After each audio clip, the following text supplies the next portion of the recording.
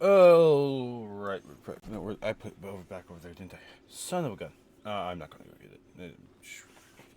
I'm not opening that either today. Damn. Sorry. Kind of frazzled right now because I just got done reading the exotic armor tuning, and I can't wait for Wrathweavers to become a very good pick. I think Shadebinder is very useful for support S stuff, but it hasn't felt like it's been good if you're unless you're using osmancies with all that other stuff. I think though now we might see it become better. Um, we have a Vidoc, Season of the Wish closing, world's first raid race, extra brave weapons for all, ability and exotic tuning, find out how Pathfinder works, updates to the seasonal tab, reminder about legendary shards, the Pantheon's last two gods are here. Here's a poster for inspired Pantheon bosses, Steel Shape, and the final shape downtime. Tomorrow, we get the next Vidoc, which seems like it's going to go more into the abilities and stuff with the Dread. So, if you haven't done the new mission, go do it. Don't watch the cinematic, just go do it. The raid race, here you go. Emblems for it. The new raid coming with the final shape will take the fight to the witness and its previous and to prevent its calamitous plan to end the world as we know it. The stakes are at their highest. The fire teams across the globe will test their might.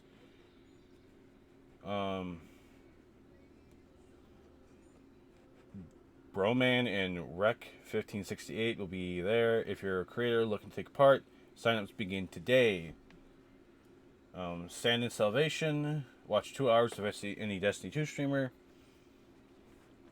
Root remains. Watch at least 2 hours of the Destiny 2 Twitch rival stream or any participating Twitch rivals creator. Global Twitch badge. Watch 15 minutes of the final shape raid. Ghost chat badge. Might have to do that. Get your pretty guns. Earlier this week, we increased the drop rates for brave weapons and the trophies of braveries, as well as increased the reputation gains with shacks. These increases will remain into light ends on June 3rd. We know you're swimming in loot now, and we want to up the ante with the limited edition versions of brave weapons. So starting on May 28th, we are doubling the drop chance for the limited edition versions of brave weapons. So that would combined with increases that we made to the weapon and drops, we give you enough opportunities to grab the pretty guns with pretty rolls. Happy hunting, Guardians. Armor tuning, and the exotic weapon tuning. Read the articles, blah blah blah. Introducing Pathfinder. The world systems team has a very important update to share. One we have teased in the past. Let's talk about Pathfinder. Pathfinder is the brand new pursuit system we introduced in Destiny 2 that consolidates bounties, patrols, and weekly vendor challenges into one streamlined system you can access anytime, anywhere via the directory. Different Pathfinder can be accessed from relevant screens of the director, and by selecting the Pathfinder node or using a hotkey for quick and easy access to the system. To open the Pathfinder, you will be presented with 20 objectives divided into 5 tiers, leading to every Guardian's favorite thing: one big shiny loot. To reach said loot, you must complete objectives and claim them from a path from the leftmost tier to the right. While you can compress through all the objectives on the Pathfinder without registration, you need to claim at least one objective in each tier before you can claim an before you can claim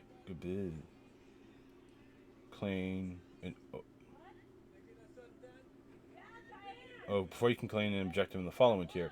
Every time you claim an objective, you receive rewards, progressing your path towards the final reward and opening potential new paths. Building a path to the final reward allows you to claim it, and claiming the final reward opens up a new opportunity, resetting your Pathfinder.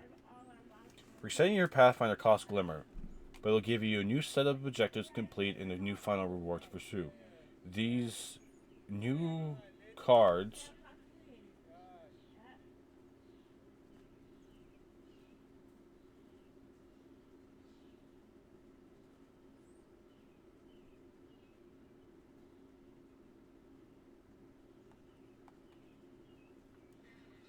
Okay, that was weird.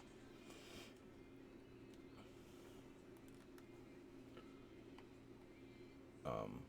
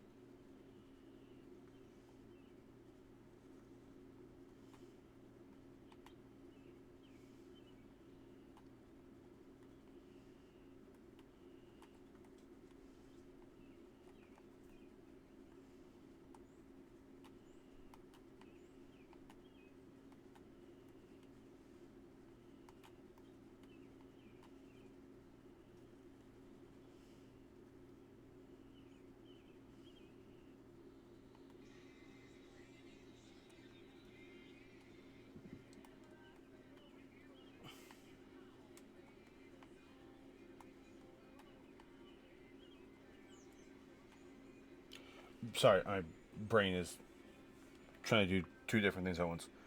Um, Recently, Pathfinder Class Glimmer, but it gives you new objectives and new reward. These new cards are built with a mixture of authoritative control and procedural generation. Once you start resetting, your cards will diverge from those of other guardians. As long as you still have Glimmer to do so, you continue to reset your cards after claiming the final rewards as many times as you like each week.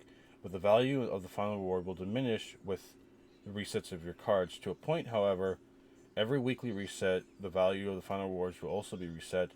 Your objective progress will be lost, and every guardian will start the week with the exact same fresh card.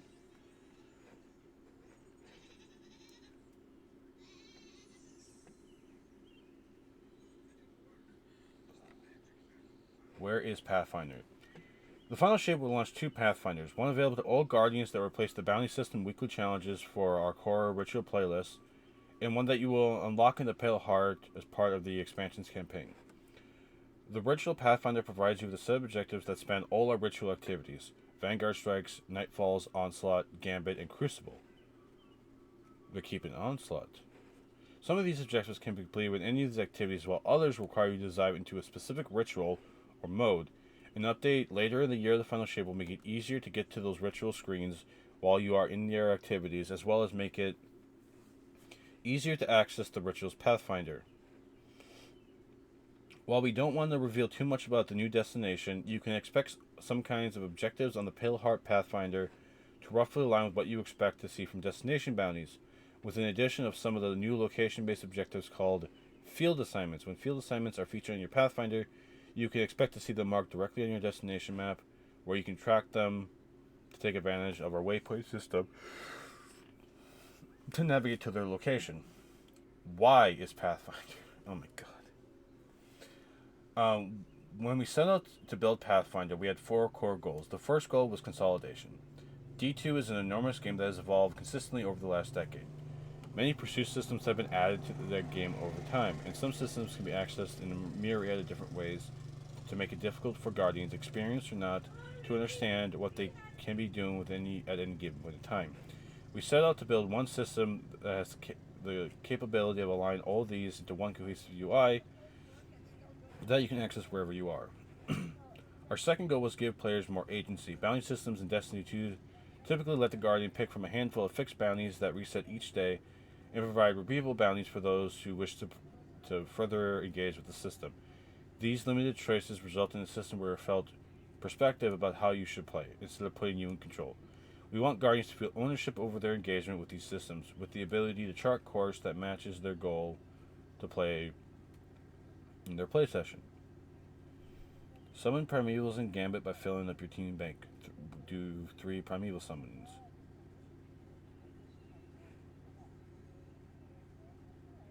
Huh. With that in mind, our third goal was making decisions matter a bit more. Our existing pursuit system consistently largely disconnected individually objectives that have no effect on each other. In many cases, a Guardian's decision regarding these objectives are limited to or not doing a particularly objective or spending Glimmer to reroll repeatable bounties they don't like. Pathfinder's base pass system incentivizes Guardians to complete objectives that may otherwise be out of their comfort zone to achieve a more direct path to the final reward. It also allows Guardians to forge a more elongate a path around objectives that don't call out to them. As their options diminish closer to the final reward, Guardians will be challenged to engage in a particular activity or mode or playstyle to acquire more rewards. And finally, our fourth goal was to reduce barriers because let's face it, much of our time as Guardians is spent zipping between destinations to play the game, flying to the tower, flying to the helm, flying to Europa. It all takes time that we could be spending fending off the witness and thwarting its universe-threatening plan to erect the final shape. With Pathfinder, you already have your objectives, so they're always progressing as you play, whether they're locked or unlocked. There's no need to visit a vendor or use the Destiny app to grab bounties. There's no need to balance your inventory for quests or bounties. No need to travel to vendors to claim your reward for a weekly challenge. About Destination Pathfinder. The rewards are designed to encourage completing many paths over many objectives in each Pathfinder. If you want to maximize your weekly rewards, your best bet is to plan your optimal path. So, objective reward will have 25 vendor reputation with 4,000 XP. Path completion reward. First path, a redacted exotic. Powerful tier 3 engram for the Pale Heart. One rank of vendor reputation and 25 XP. The complete path completion second path, redacted exotic, a focusable Pale Heart engram, 375 reputation with 25. Okay.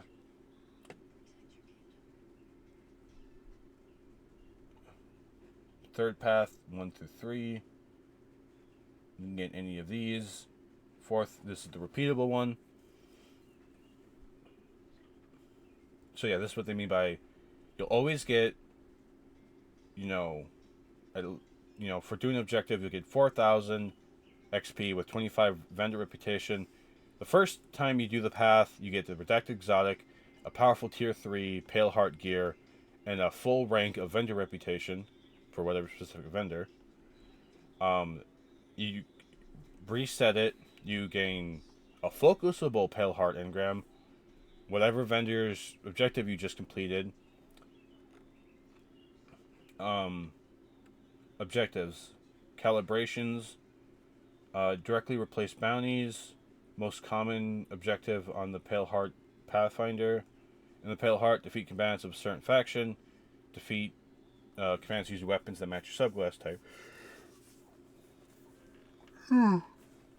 Field assignments. So basically, this is kill a certain faction or do this. These ones are more like they have an objective.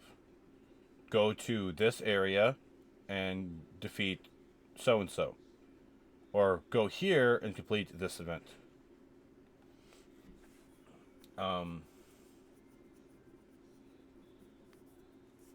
Into Pale Heart, progress through blank, loot chests, and complete blank objective to grant additional progress.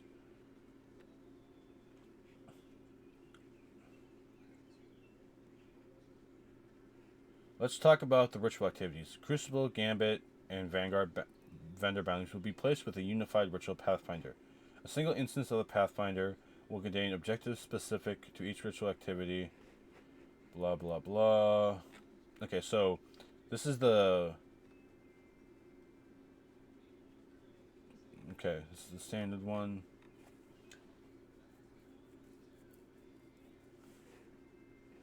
A single instance of Pathfinder will contain objectives specific to each ritual activity, as well as generic objectives that can be completed in any 3 ritual activities. Additionally, on weeks when the active reputation booster is there, the first 3 instances of the Pathfinder will contain more objectives associated to the ritual activity.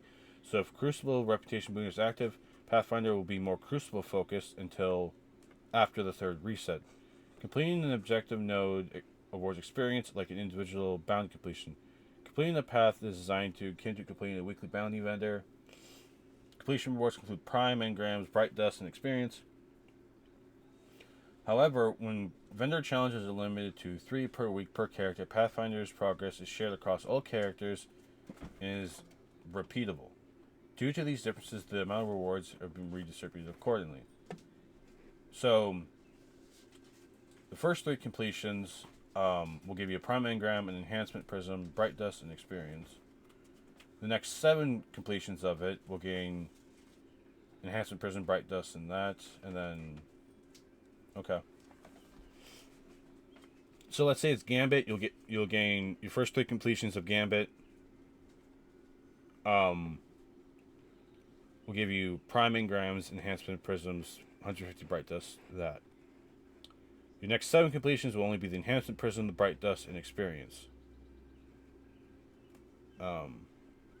Anything you do after that will just give Enhancement Core, Bright Dust, and Experience. Updates to the tab.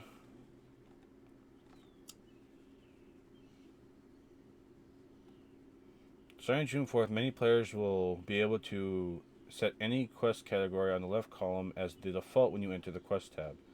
At the same time, milestones will now be shared in this...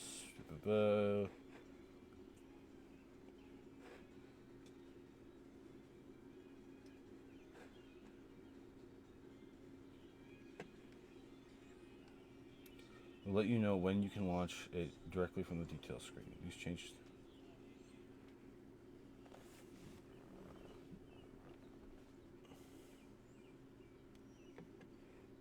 And speaking of ritual activities, we have redesigned the private match screen for both Crucible and Gambit to allow greater ease of use and more customizable options to give players some rewards. We hope you like them.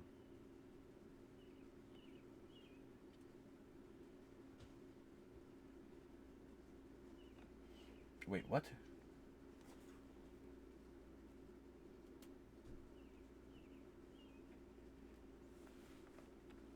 Okay. Remember when we told you legendary shards would go away for good at the end of the season of the Wish? Well, guess what? That's less than 2 weeks away. Time to put those shards to good use because you won't be able to use them once the final shape launch. Our recommendation: buy raid banners for a lifetime or exchange them for resources at rule. But please use them before it's too late. Revan of 1,000 Voices, she's here, and Nezarek's there. Okay, cool. Are they still keeping the whole...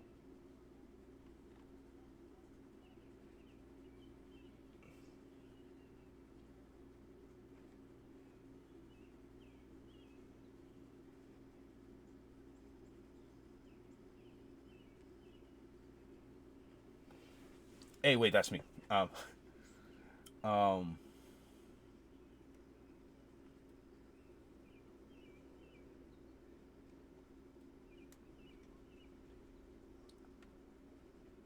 Hmm.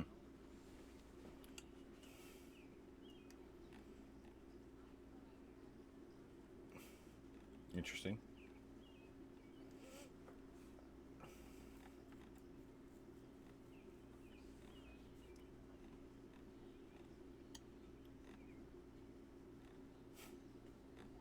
Anyways, collab. Just before the final shape launches, Destiny 2 will be brought offline for 24 hours starting on June 3rd. So at 11 a.m. PST or CDT, Destiny will be brought offline. So I won't be able to play all Monday. No, all Tuesday. When the game is being brought offline, we expect signing queues for the first hours during peak play times in different places of the world. Oh. Yeah, okay.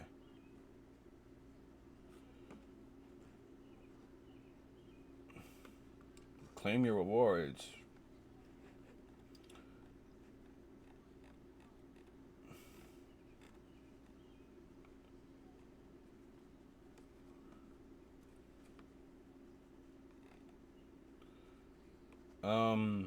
And we're done here. Only 12 more days until the final shape. So to be sure you have everything you need to be ready, check that you have your weapon patterns you want. Remember, you can get red border, any one red border per day. Go complete a few more runs of Onslaught, take on challenges of the Pantheon, and get that Godslayer title. Alright, Red Faction. That's it. This is the final upload of the day. I was not expecting to have all this content out in one day. But, hey, here we go. We'll be live Sunday, a little bit, and we're going to take a break from doing the green, and we're going to test out using Wrathweavers in probably Gambit, Onslaught, and do a little bit of it in PvP. So with that being said, y'all, I hope you have a good one.